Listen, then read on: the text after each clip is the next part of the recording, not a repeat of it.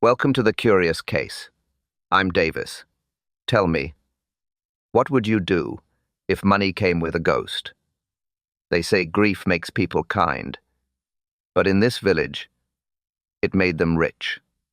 A sealed coffin, a missing signature, and a will no one dares to question.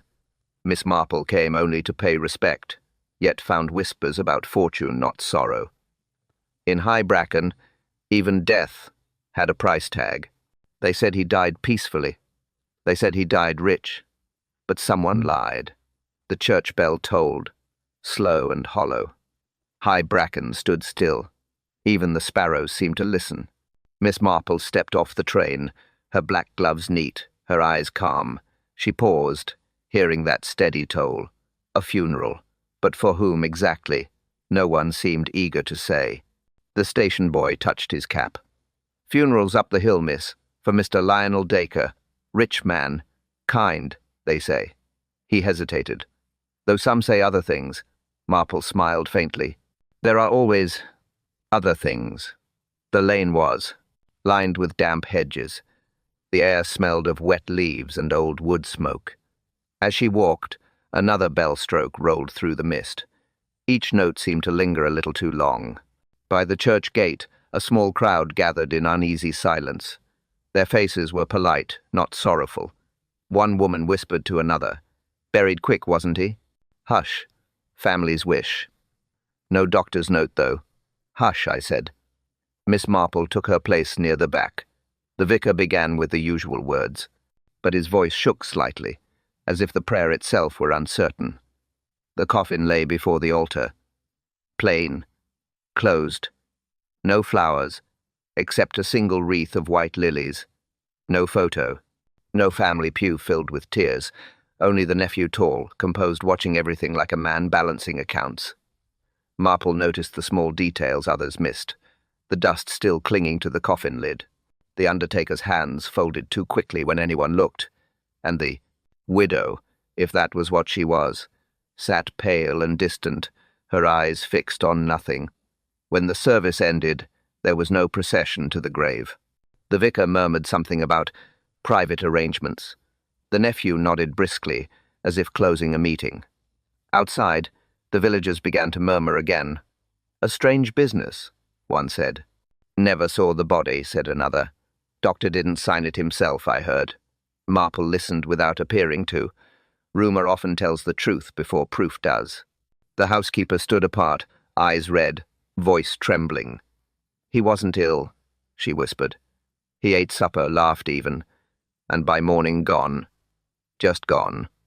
Her friend gripped her arm. "Don't, love. Best not talk." But her voice cracked on the last word. Marple thanked them softly, then turned toward the road. The wind had risen. It carried the faint scent of wax and lilies, and something colder, the smell of unease. She walked slowly, thinking. A sealed coffin, a nervous vicar, a nephew too calm for grief, and whispers about a will. Every funeral tells a story, she thought. This one had skipped a chapter.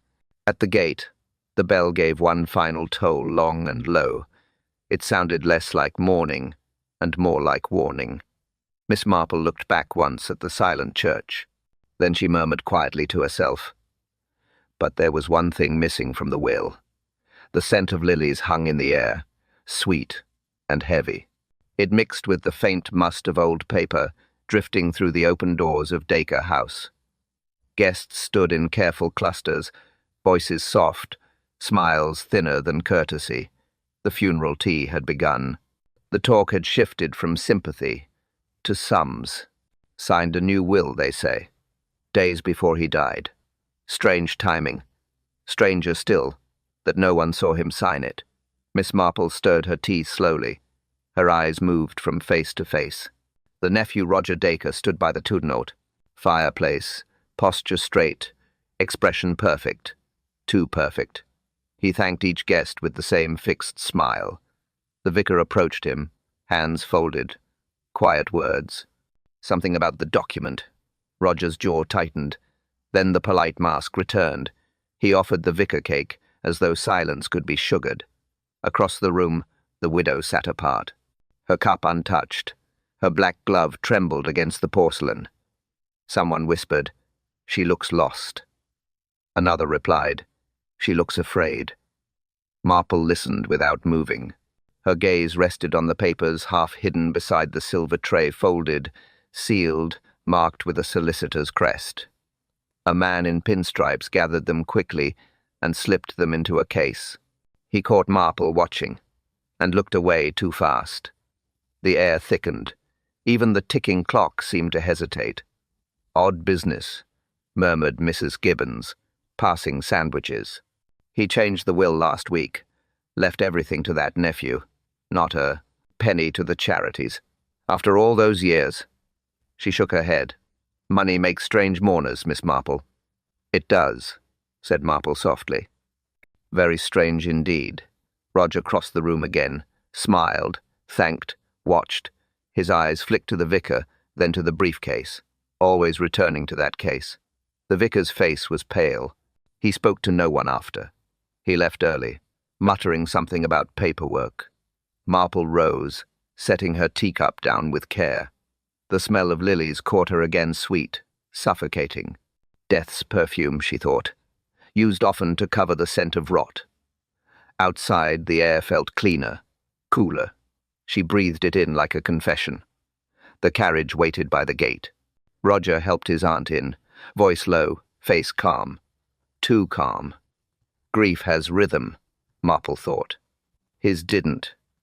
His eyes moved with the quickness of calculation, not sorrow. As the wheels turned, the vicar's church bell struck once sharp, metallic, final. Roger looked back toward the house, not in sadness, in possession. Marple watched him go, then said quietly to herself. He looked too relieved for a grieving man. The clock ticked. Slow. Loud. Certain. Inside Dacre House the air was too warm, too still. Each tick landed like a question no one wanted to answer. Miss Marple sat in a high-backed chair, teacup steady in her hand. Around her the funeral tea continued, voices polite, eyes restless. The widow sat near the window, pale as the lace curtain behind her. Her hands trembled on a folded handkerchief. Now and then, she glanced toward the door, as if expecting someone who never came. Roger Dacre stood near the mantel. He said all the right words. "Thank you. So kind. Much appreciated." But his eyes never softened. They measured. The servant entered quietly with a tray. China rattled. Her fingers shook. Roger's gaze followed her, sharp and cold. "More tea, miss?" she whispered to Marple. Marple nodded. The woman leaned close, her voice barely a breath. They sealed the coffin before dawn. No doctor, no priest, just him. She nodded slightly toward Roger. "Too soon, miss. Much too soon." Marple's eyes did not move. She sipped her tea. "Strange custom," she murmured. The servant hesitated. "Stranger night," she said softly. Then she hurried away. Across the room, the vicar sat rigid, cup untouched.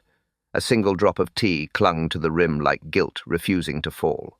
He looked as if he wished to speak, but Roger's eyes silenced him. Miss Marple studied the small things, the absence of framed photographs, the locked cabinet behind the desk, the faint mark on the carpet where something heavy had been dragged. The clock ticked on, louder, braver. Roger crossed the room. "Miss Marple, my aunt tires easily. Forgive us if we end the gathering soon." His tone polite, his meaning firm. Marple smiled faintly. "Of course, grief demands rest." Her voice kind, her mind calculating. He bowed slightly and moved on.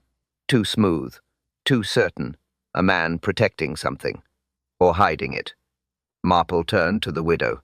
"My dear, these affairs are always painful." The woman nodded weakly. Her voice cracked. "He said it was sudden. His heart. I never saw. I never even—" Her eyes filled, but no tears fell. Roger's footsteps approached. She stopped speaking at once. "Time to rest, Aunt Vera," he said. "Dr. Hadley insists." He smiled. Tight, false. He guided her away before Marple could reply. The guests began to leave. Chairs scraped softly on the rug. The ticking clock filled the silence they left behind. Marple stood, adjusting her gloves. The servant watched her from the doorway, eyes wide, mouth pressed tight. Fear lived in this house, not grief. Outside, the wind caught the curtains. They fluttered like trapped breath. Marple paused by the stairs, her gaze on the study door. A lock gleamed under the lamplight. She whispered, almost to herself, if the will was signed after his death, who held the pen? The air smelled of polish and damp earth. The undertaker's shop was dim, lined with wooden boxes and shadow. Miss Marple stood near the counter, gloved hands folded neatly. Mr. Sims wiped his brow. His fingers left faint streaks on the polished lid before him. He looked nervous. Men who deal with death rarely are unless they've seen something living inside it. I understand, Marple said softly. You prepared Mr. Dacre's coffin. He nodded once. Yes, ma'am. Quick job. Very quick. Orders came late at night. Everything rushed. Rushed? He swallowed. Mr. Rogers said the family wanted no delay. I was told to come before sunrise. Marple's eyes lifted to the row of brass nameplates behind him. All neat. All final. What time did you arrive? 5:30. The lamps were still burning in the drawing room. Mr. Roger met. Me himself. And the doctor? Mr. Sims hesitated. No doctor, ma'am. Said he'd handled it privately. I thought it strange, but I've learned not to ask. He turned toward the far corner of the shop. A small door stood ajar, and a faint draught brought the scent of wood shavings. He lowered his voice. There was something else. I shouldn't say it, but... He looked at her, saw no judgment in her calm eyes, and continued. I never saw the body. Marple didn't blink. You didn't? No, ma'am. When I arrived, the coffin was already set out, closed tight, said it was for sanitary reasons. I protested, of course. Regulation says... He broke off, rubbing his hands. But Mr. Roger had already sealed it, paid in full, told me to deliver it straight to the church. No viewing, no delay. Marple's voice was quiet. And you obeyed? I did, ma'am. I always do. But later that day, one of my lads mentioned the weight. Said it felt wrong, too light for a man of Mr. Dacre's size. The clock in the corner ticked once, sharp as a hammer. Marple waited. Mr. Sims took a deep breath. I asked the lad what he meant. He said he heard something shift inside. Not a body, he said. Stones. Small ones. Wrapped in something rough, like an old coat. Silence. Outside, the rain began again, soft on the window pane, like dirt falling back into a grave. Marple spoke at last. You told no one? Who'd listen, ma'am? The man's buried. The vicar blessed it. The nephew paid. All tidy. Tidy, she repeated, almost gently. Yes, ma'am. His voice broke on the word. Marple turned toward the door. The smell of varnish followed her out, sweet, false, and final. She paused beneath the awning, the damp air touching her face. Stones in a coffin, a missing doctor, a hasty burial. Her mind clicked through the pattern, piece by piece. Something was missing, something heavy. The rain deepened. It sounded like earth being thrown onto wood. She looked back once at the shop window, at the empty display coffin gleaming under the lamp. Her voice barely rose above the rain. So what, then, was buried at all? The rustle of papers filled the small study. Old files, prescription pads. A faint smell of ink and antiseptic hung in the air. Dr. Hadley looked tired. The kind of tired that doesn't come from work, but from knowing something wrong and saying nothing. Miss Marple sat across from him, her gloves folded on her lap. You were Mr. Dacre's doctor, she began softly. He nodded once. For many years. A quiet man, not one for doctors, unless necessary. And his death? The doctor hesitated. The papers trembled slightly in his hand. That, he said slowly, is the question, isn't it? Marple waited. He opened a drawer and pulled out a thin envelope. Inside was a death certificate. Crisp, stamped, signed, but his name wasn't on it. I refused, he said. I told Mr. Roger I couldn't sign until I examined the body properly.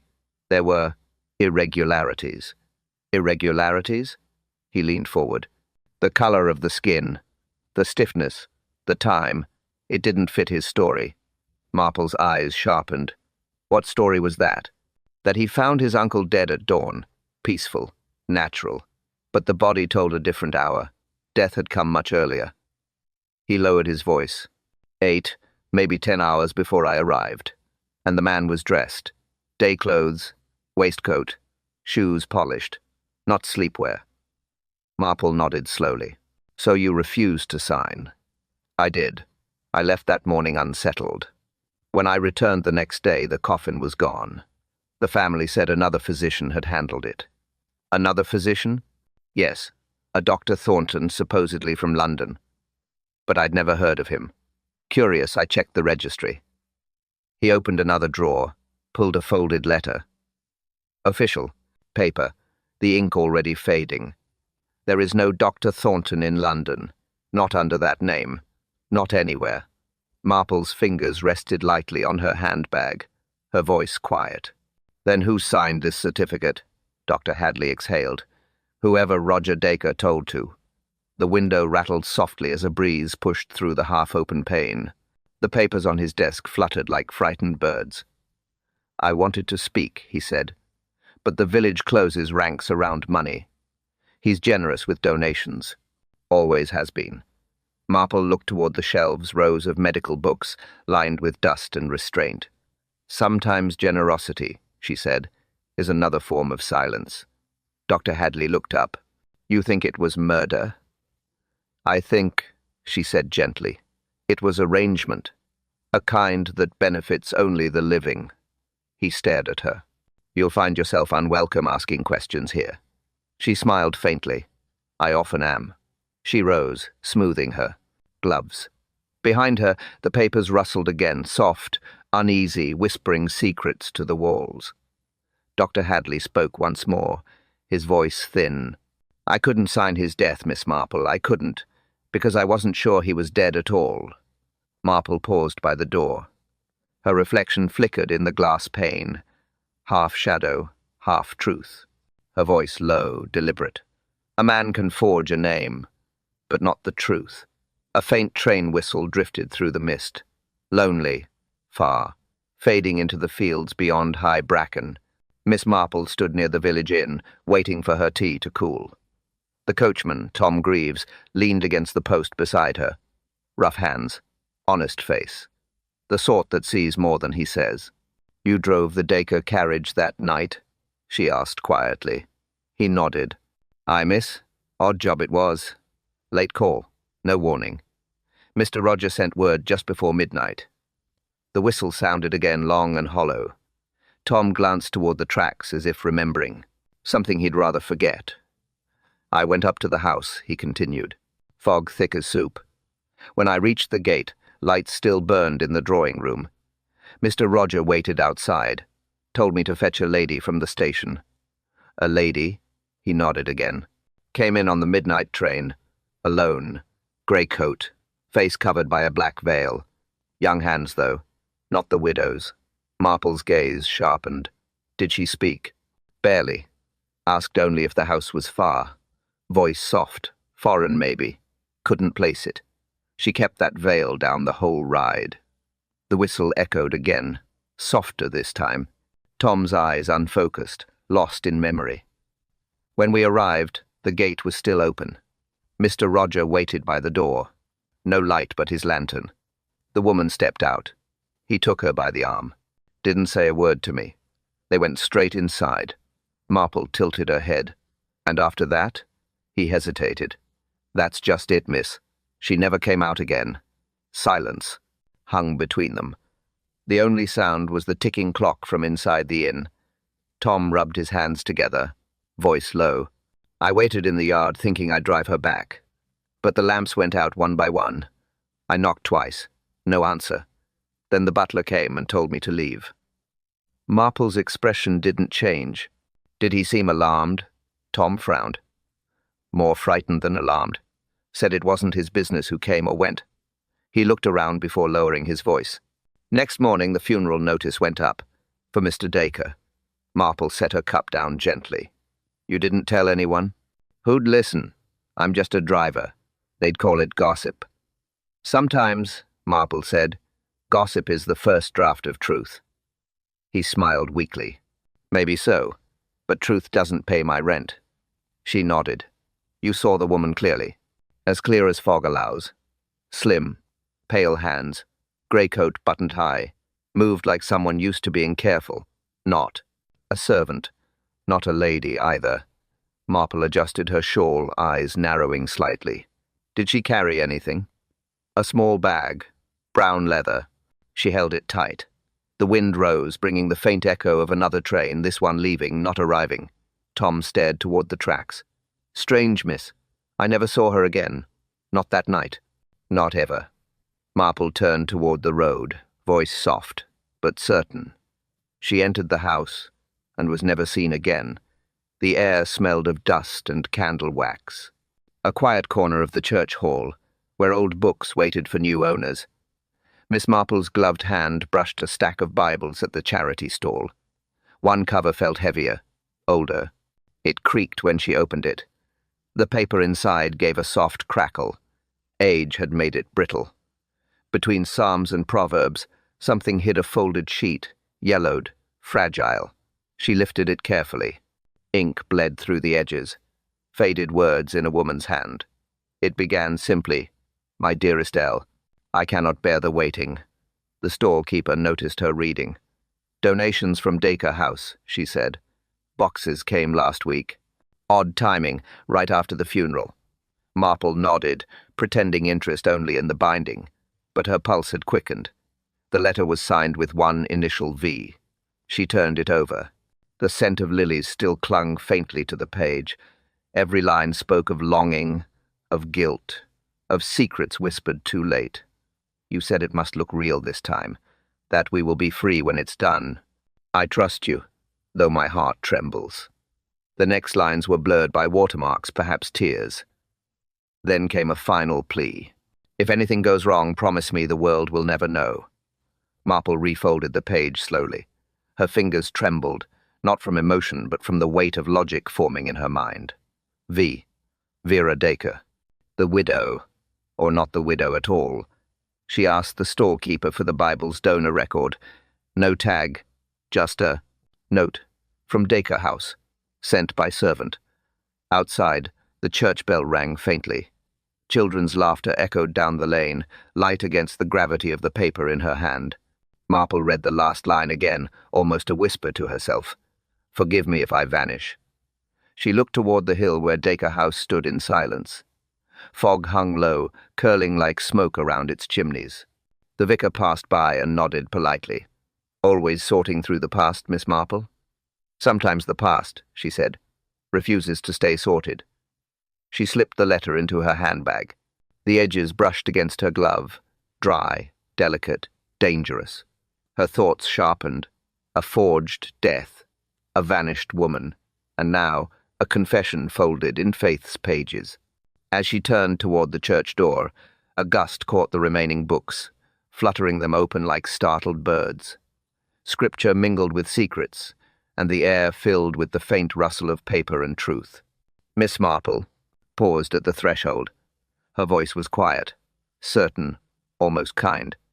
She wrote as a lover, not a wife. The scrape of a chair broke the hush of the inn parlor. Evening shadows stretched across the wooden floor. Miss Marple looked up from her teacup. A man had just entered. Tall, neat, city manner. His coat was dry despite the rain outside. That alone told her he had arrived by train recently, and with purpose. Room for a few nights, he said to the innkeeper. Voice brisk, confident. He signed the book. Mr. Thompson. No address. Just London. He turned, met Marple's eyes briefly and smiled. Polite, guarded. Then he took the chair opposite her without asking. Quiet village, he said. She nodded. Usually, yes. He leaned closer. Except when money starts missing from banks and coffins. Her brows lifted slightly. Coffins? He smiled thinly. Forgive me. I'm speaking loosely, but they do seem related, don't they? The innkeeper brought him tea. He stirred it once, watching the swirl. Name's Thompson. I'm with the bank's private office. A sum vanished from Dacre's account 2 days before his death. Cash withdrawn. No trace. Marple listened, hands folded neatly. How large a sum? Enough to make a man fake his own funeral. He watched her for reaction. She gave none. He continued. The withdrawal was made by a man using Mr. Dacre's signature, but the clerk said something odd. What sort of odd? He said the man signing looked younger. Same handwriting, different hands. A log cracked in the fireplace. The sound filled the pause. Why come here, she asked. Because the trail ends here, he said. Roger Dacre told the bank all was settled. He even offered to return part of the money, claimed it was inheritance correction. Marple's eyes narrowed slightly. Convenient generosity. Exactly, he said. But when I checked the records, I found something worse. The new will includes that same missing sum folded neatly into the nephew's share. He sipped his tea. Didn't taste it. Tell me, Miss Marple, is everyone here always this polite about death? Politeness, she said, is often a mask for guilt. He chuckled softly. Good line. Might use it in my report. The clock behind them chimed 8. He rose, adjusting his cuffs. I'll stay until I find where that money went, or who buried it. Buried? She repeated. He smiled again. Money always ends up buried somewhere, with lies, with guilt, sometimes with bodies. He turned to leave, pausing at the door. Tell me, Miss Marple, he said without turning back. You believe in coincidences? Only in small ones, she said. This feels rather large. The door closed softly behind him. The parlour fell silent again. Only the fire crackled, and the faint scrape of his chair still echoed in her mind. Marple stared into the flames. A sealed coffin, a missing fortune, and now a stranger chasing ghosts with ledgers. She leaned back, thinking aloud. He didn't come for mourning. He came for proof. The teacup trembled on its saucer. A faint rattle, soft but sharp in the quiet room. Miss Marple looked up. Mrs. Hemsley, the Dacre housekeeper, sat opposite her, hands clasped, eyes fixed on the carpet. Steam from the tea rose between them like something afraid to vanish. I shouldn't be saying this, Miss Marple, she whispered. Her voice shook more than the cup, but it's been heavy on me since that night. Marple nodded gently. Then best you say it now. The woman glanced toward the door, though they were alone. Everyone believes Mr. Lionel died in his sleep. Peaceful, they said, but I know better. Marple didn't interrupt. Truth needed silence to find courage. I went to his room the next morning, Mrs. Hemsley continued. The bed was untouched, the lamp still burning, and the basin— She stopped, swallowing. The basin was full of water, fresh, not cold. Someone had used it not long before. Marple's eyes narrowed slightly. And you're sure of the time? 6:30. I know because the church bell had just rung. The housekeeper twisted her handkerchief. I found his towel on the chair, wet, still warm near the middle, razor on the table, soap lathered. He'd shaved that morning, Miss Marple. Marple tilted her head. The morning after his death. Mrs. Hemsley nodded miserably. That's what I can't bear. The doctor said he'd been dead since midnight, but the towel— it wasn't possible.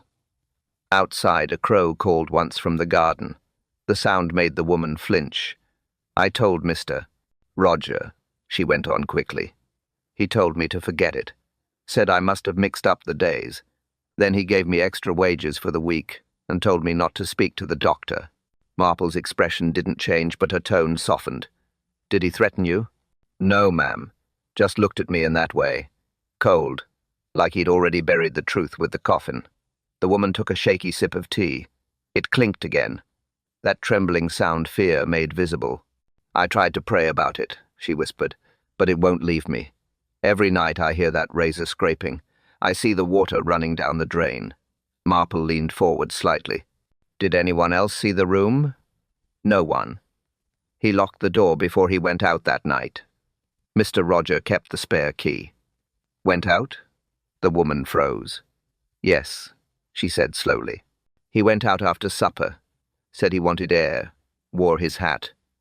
I remember because it was the last thing I ever saw hanging by the door. Marple's eyes caught the tremor in the woman's hands. A truth too strange to sound true.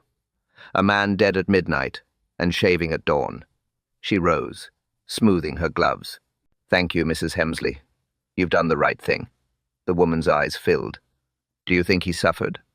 Marple paused at the door. Her voice was quiet. I think he tried not to. Outside, the wind brushed through the hedges. Cold, sharp, alive. She looked back once at the trembling teacup on the table.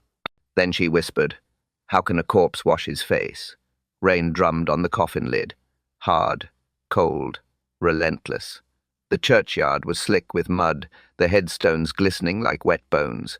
Miss Marple stood beneath a black umbrella, her boots half sunk in the softened earth. Beside her, Inspector Graves wiped rain from his face and muttered, "This is madness, Miss Marple. We shouldn't be digging at midnight." She didn't answer. The spade hit wood, a hollow sound. Too light, too empty. The gravedigger paused, breathing hard. "Here it is, ma'am," he said. Rain trickled down his sleeve. "Want me to open it?" Marple nodded once. Graves hesitated. "On your head be it." He pried up the nails. The lid creaked open with a low groan, the smell of wet oak spilling into the night. The lantern light trembled. Inside stones. Round river stones, neatly packed. And over them a dark coat folded like a shroud. Inspector Graves swore softly. No body, no bones, no nothing. Marple leaned closer, her expression unreadable. "Not nothing," she said quietly. "Someone wanted weight. The illusion of death." Graves kicked at the mud. "Then where's the man?" "Gone," she said, "or hidden well enough to seem gone." Lightning flashed, slicing the sky in white fire. For a moment, the headstones threw long shadows across the open grave. The rain hissed harder. Marple's umbrella trembled slightly in her hand. The undertaker never saw the body. The doctor never signed. The coffin sealed in haste. She looked at the coat again. Its collar was torn, a button missing. On the bed, lining mud stains, thick and fresh. Graves crouched down. "Could be someone dug him up before us." Marple shook her head. "No, the seal's unbroken. This coffin was never opened, because there was never anyone inside." The gravedigger crossed himself. "God forgive whoever did this," Marple murmured. "Perhaps he already has. Perhaps the dead man needed it done." A gust tore through the trees, bending the branches low. The lantern flickered, the flame almost dying, then steadied again. Rain struck the coffin like nails, driving truth into wood. Graves straightened. "Then what now?" Marple's eyes were fixed on the empty space inside the box. She spoke slowly, each word careful as a step across ice. "We find the living ghost who wore this coat." He frowned. "You mean Mr. Dacre?" "I mean," she said, "whoever decided that his death was more useful than his life." Thunder rolled across the hills. The church bell echoed faintly in the Reidender Sitch. Distance, tolling once through the storm. Marple turned away, her umbrella bending under the wind. The gravedigger hammered the lid back into place. The sound was dull, final. Graves called after her. "If he never died, why fake it?" Marple didn't turn. Her voice carried through the rain, calm and certain. "He never died, or someone made sure he never lived again." The kettle hissed on the stove. Steam curled into the dim kitchen air, soft as breath. Miss Marple sat at the table, gloved hands folded neatly. Across from her, Mrs. Dacre stared at the steam like someone watching her own past dissolve. Her face was pale, tired, not from grief, but from years of hiding it. "You know, don't you?" she whispered. Marple didn't answer. She didn't need to. The woman gave a small, broken laugh. "I thought the veil would be enough. Black makes everyone look respectable." She set down her cup. It clinked too loudly. Her fingers trembled. "My name isn't Vera Dacre," she said finally. "I was his secretary for 8 years. I handled his accounts, his letters, his lies." Marple stayed silent. Silence had its own power. "He came to me one night, said the bank was closing in, said he'd lost everything. I told him there was still time, still a way, but he only smiled." She looked at the kettle again. "It was his idea to fake the death, the new will, the sealed coffin. He said it would buy us both freedom." Marple's eyes softened. "You loved him." The woman flinched. "I thought I did, until I realized love doesn't ask for false graves." The kettle gave a low whistle. She ignored it. "He made me write the letters," she continued, "the ones from his wife. We posted them to keep suspicion quiet. He said once it was over, we'd meet in France. Start again. Clean names. Clean lives." Marple's voice was calm. And then, the woman's breath shuddered. "I waited 3 days, then 5, then 10. No word, no ship, no message, only silence." Her eyes filled, but she didn't cry. "He took the money, Miss Marple, every last note from the account. I checked. I begged the clerk to tell me. He was gone before the coffin was even buried." Marple leaned forward slightly. "What about the nephew?" "He knew nothing at first. He found out later, when the creditors came. Then he turned cruel. Said if I spoke, he'd expose me as a fraud. I'd be ruined." The kettle's hiss grew louder, like anger building in the room. The woman covered her face with her hands. "I wasn't the wife. I wasn't anything. Just the fool who sealed his freedom and my own prison." Marple rose quietly and turned off the flame. Steam faded. The silence that followed felt heavier than the noise. "He made promises," Marple said softly, "and you kept them." The woman looked up. "Too long." Rain tapped the window, faint and cold. In the corner, the black veil hung over a chair like a ghost at rest. She whispered then, almost to herself, "Do you think he meant to come back?" Marple paused. "Men who plan perfect escapes rarely do." The woman nodded once. Her voice cracked like paper burning. "He took the money and left me to ghosts." Rain dripped from the church roof, steady as a metronome. Each drop echoed softly through the vicar's small study. Miss Marple stood by the window, gloves still damp from her walk. The vicar sat behind his desk, hands clasped, eyes fixed on the ledger before him. "I suppose you've come about the will," he said quietly. Marple inclined her head. "You were present when it was signed." "I was asked to witness," he said. "It seemed proper at the time. The nephew insisted, and I obliged." He looked down at the worn wood of the desk. His voice faltered. "But I've not slept well since that day." Marple waited. The rain's rhythm filled the pause. Then, slowly, he opened a drawer and took out a folded paper. The edges were creased, the ink blurred where a trembling hand had held it too long. "This is my copy," he said. "The new will of Lionel Dacre." He smoothed it carefully, as though afraid it might crumble. When he or the man claiming to be him signed it, his hand shook terribly. "I remember because the pen scratched the paper." Marple stepped closer. "The man claiming to be him?" The vicar nodded, eyes dark. "I knew Lionel Dacre for 20 years. He wrote letters for church causes. His script was elegant, precise. This signature," he tapped the page. "It's forced, uneven. The lines tremble in the wrong places." Marple studied it in silence. "Did you question it then?" He sighed. "I did, gently. But Roger said his uncle was ill, suffering tremors. He seemed so certain, so controlled, I doubted myself." He turned to the window, watching the rain slide down the glass. "I told myself it was grief, or duty. But the truth is, I feared being rude to money." Marple said nothing. He went on, almost to himself. "I saw him only that once after. The man they called Lionel. He kept his hat low, spoke little, his voice. I thought it sounded deeper, colder. He pressed his fingers to his temple. I convinced myself it was sickness.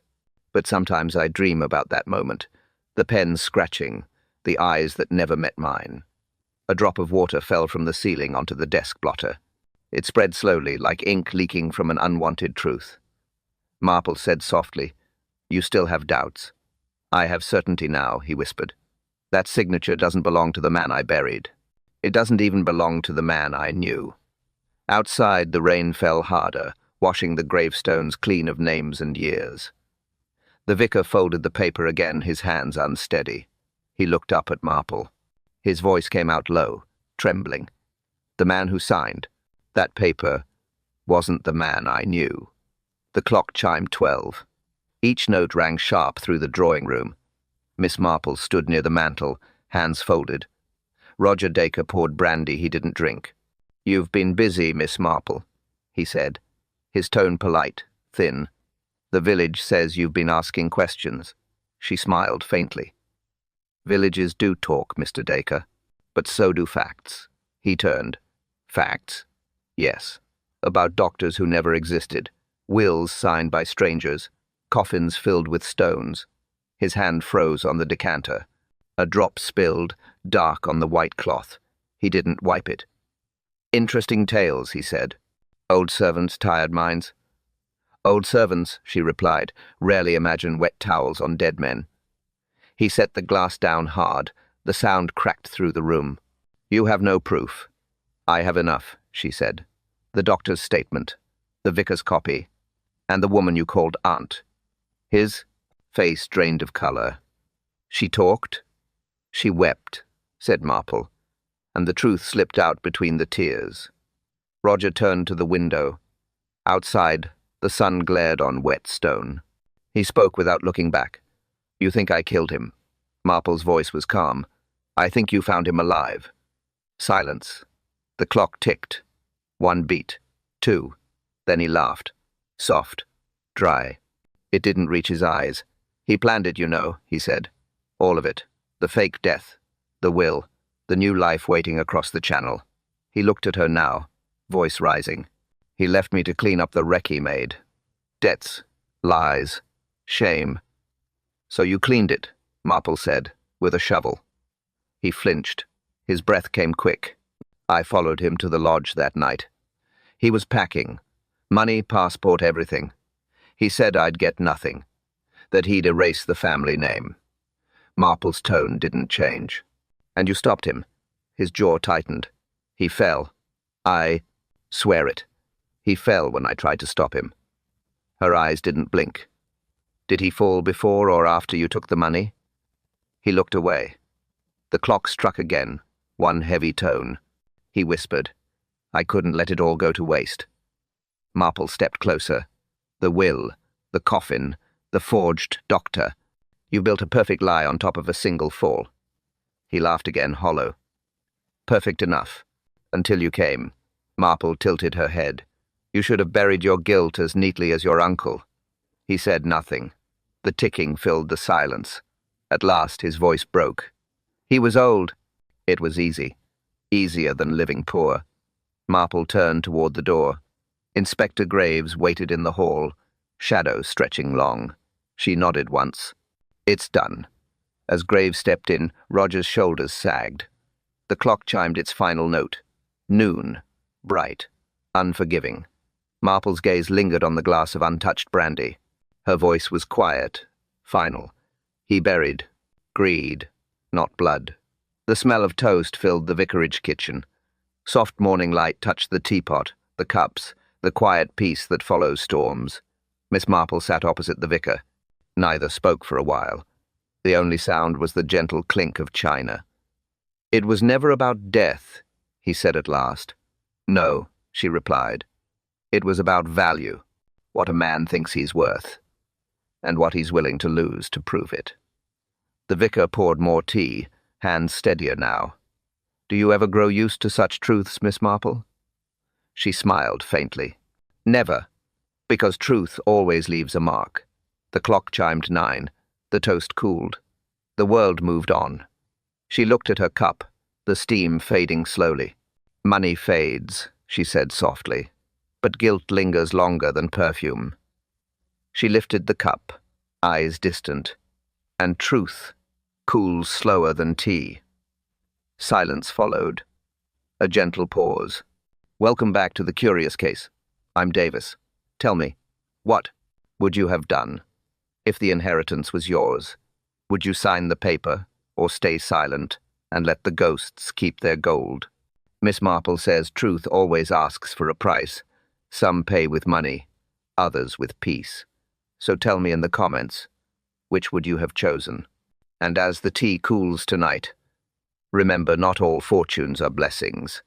Tomorrow, another kettle will boil.